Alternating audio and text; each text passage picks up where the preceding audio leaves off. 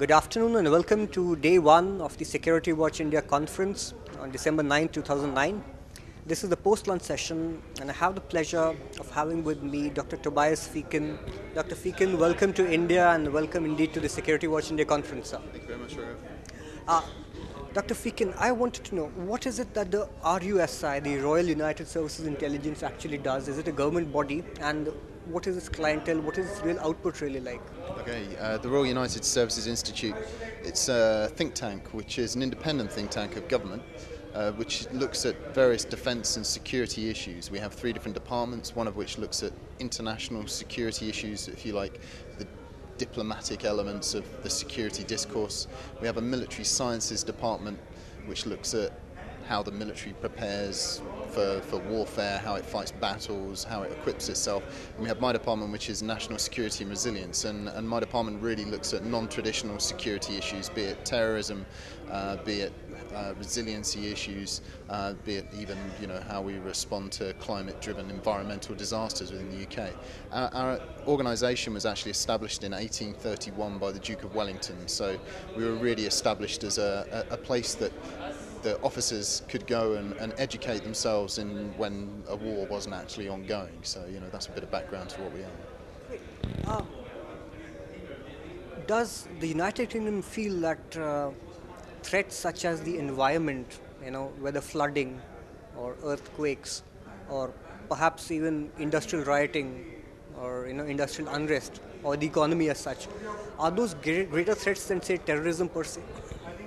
I think perhaps one thing that we look at within my department and the way that we approach threats, if you like, is having a holistic approach, which is looking at the all hazards approach to assessing threats. So that could incorporate terrorism, environmental disaster, public order, civil disobedience, all of those different elements are brought under that. So, and we try and understand, where they fit within society, if you like, what's the likelihood of those events happening, and that's conducted through, a process of risk analysis and understanding.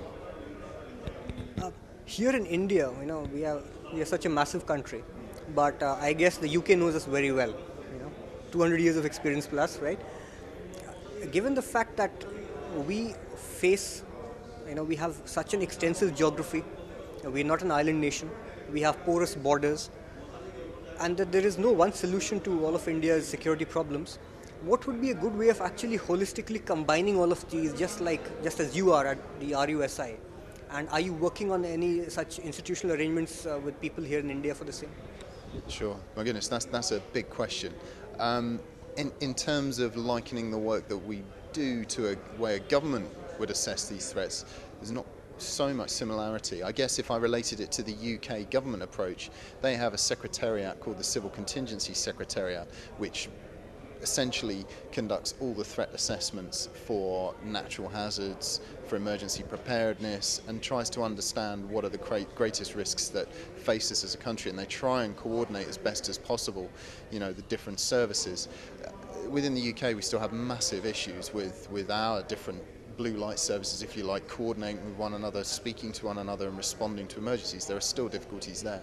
I think with India, it's interesting when you look at India, you mentioned porous borders, issues of terrorism. I think what is encouraging me in India right now, I've returned this year after a 9-year hiatus actually, and what I'm seeing right now is a refreshing way that people are looking at security. They're willing to understand and address and talk about issues which for a long time were not really allowed to be discussed in public, such as the Naxalite issue. It's good to hear that that's getting a public airing and will hopefully be addressed seriously, even more seriously by the government. And the terrorist problems that are, I think, within India itself, I think, from my perspective, I think there'll be more discussions about that. I mean, I don't claim to be an India expert, but from my perspective on the outside, I think that there's quite a few issues here with radicalisation within the university campuses. Again, something we've already suffered from in the UK. I can see a lot of similarities in that sense, and I think the radicalisation issue in India is one that will only just begin to bubble to the surface now, because we're finding a lot of attacks in the past from Mumbai in 1993. There were links to serious organised crime gangs, along with student organisations who were assisting with some of the, the kind of infrastructure assistance of those attacks. So I think some of that discussion is now bubbling up to the surface, and I think that is really refreshing to see that that's beginning to come out into the public domain in India. I was wondering if you could take a small detour into geopolitics, given the fact that Rusi does study geopolitics in a big way. A lot of people say that, or they claim, or they assert that Britain should not have got itself dragged into what was basically an American versus the jihadi struggle.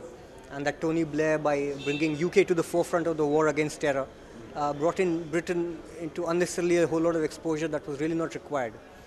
Is that an assertion that stands true, given the hindsight that we have in the past few years, or is it a justified thing to have done? Okay, if I give my personal opinion, which it definitely isn't one from government, I think the actions that were taken up initially against Afghanistan, i.e. the Taliban and Al-Qaeda, initially in 2001, I think they were justified. I would support that action. I think the incursion into Iraq, my personal opinion, that was wrong. I think it was a complete misnomer of a conflict to be involved in. I don't think that, the kind of the build-up to that war, the case was not proved for why we should be involved in that. It did not, in my mind, link sufficiently enough to terrorism, which was what we were trying to fight against, for us to have expended so much energy, human loss of life, money and time. But the Afghanistan incursion, I do support, actually, and I feel if there'd been a real push behind that initial incursion into Afghanistan in 2001, I think we might be looking at quite a different geopolitical picture than we are now, which is essentially a conflict which Allied forces are going to be involved in for, reasonably the next 10 to 20 years, regardless of what politicians are saying. That it's a long-term commitment that forces are going to have to take, and I know India has a lot of involvement in that engagement too. So that's my summarising. I think unfortunately with Afghanistan we've got to see it through to the end, and seeing it through to the end, I don't think any member of the public will accept an end game which is any less than really senior Al-Qaeda core leadership being brought in front of a camera having been captured.